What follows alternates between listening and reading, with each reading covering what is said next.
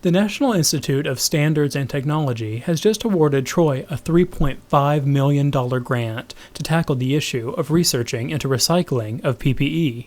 Troy's Center for Material and Manufacturing Sciences aims to help research and reuse materials from the mass amounts of plastic PPE medical professionals use.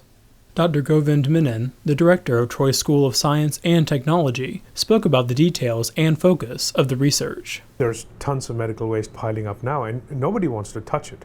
The problem is not just about the science of recycling, but also decontamination. There are people working on medical recycling, but not at a scale that we would like.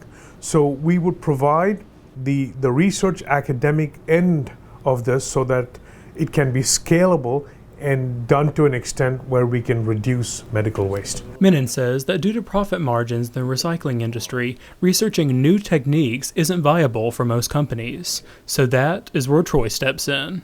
Profit is generally pennies to a pound. And so private recyclers cannot invest in expensive technology, high dollar technology, if you will, and conduct research at the same time be viable. So we're picking up the academic end of it, and hopefully we can provide a technique and methodology where it can be scaled so that industries can use it at a much larger scale. The School of Science and Technology has been given a total of almost $9 million for various research projects.